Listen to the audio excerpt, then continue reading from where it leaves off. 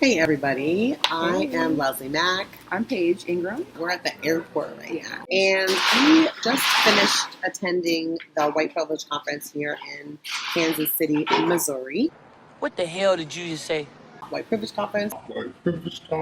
And we had so many thoughts that we just knew we had to film a video and just talk a little bit about it.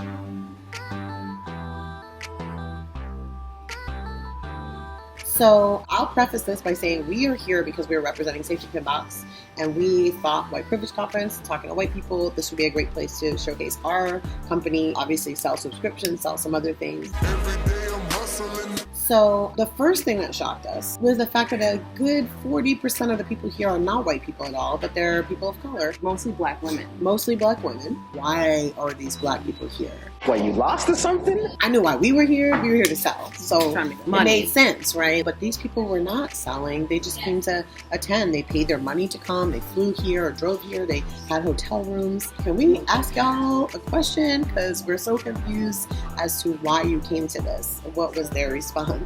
They had gotten invitations from Eddie directly. So he's out there basically selling this conference to black people and POCs, and it hurt my heart to just see them hurt, to see them upset. And it wasn't, I thought maybe it was just me, but the more I started interacting with folks and like talking with them, it's very clear. And also they said that the purpose for black folks being there is to check white folks. So basically we're going to this conference to perform labor. No thanks. So we're walking around looking at all the vendors, and the first one that popped out onto us was Pro-life, pro-peace. Hell no. Come on to the no. Yeah. pro-life, pro-peace vendor there. Super anti-black. So anti-black. The opening session had a presenter who spent his entire keynote saying, focused on the fact that white women need to lead this work. Hey, where are the white women at? And there also was this weird kind of like positioning of like black man as leader and then like everybody else kind of following. Yeah. So that was really weird. And we saw that even playing out between the director and his college-age white women interns. I think that I'm in love. They would walk around and start screaming, "Tiffany!" And then Tiffany would come running behind him. Running. So the first session that I went to was actually Lost Voices from Ferguson. I walk in, this room for 2,000 people had maybe 8 people in it, 1 white person, at a conference in Missouri.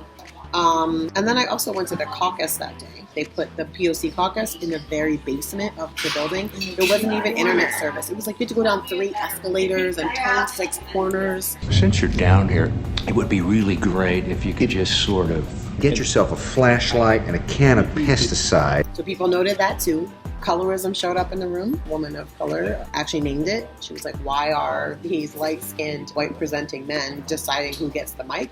We got it. Just let us run it how we want to run it. It was very antagonistic. One woman got up talking about how little space there was for POC folks and said she was an internalized racism session and she wanted it to be POC only and was told that that's not allowed. So white folks have to have access to all the spaces at the White Privilege Conference. I want the world.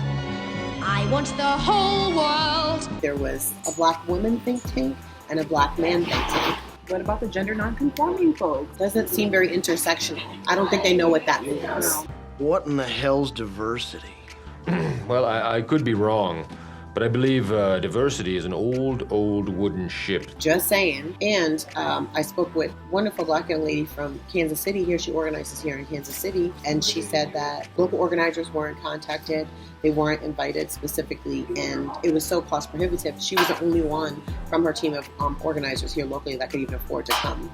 This conference was in Philly last year, and organizers in Philly told me the same thing. In fact, I'll say this. If you're a black person or a person of color, don't go to the White Privilege Conference. Like, don't waste your money. Keep your time. Keep your sanity. Do self-care. Don't have anything to do with this. It's not for you. You've come to the wrong place. Let's talk about what it's also not for, which is actual work. Because no work was actually going on There was nothing that was going to benefit marginalized people. There was no actual building of community or movement. There was no actual anything that these folks were going to be asked to change about their behavior or their interactions with marginalized people to be better. Aside from facilitating more conversations that centered around the conference. What is the purpose of it? This thing has been going on for 17 years. Hell no. And they still haven't worked out how to actually make this something that is tangible, effective, and useful for marginalized people and communities. Seriously, what is going on here? Do better.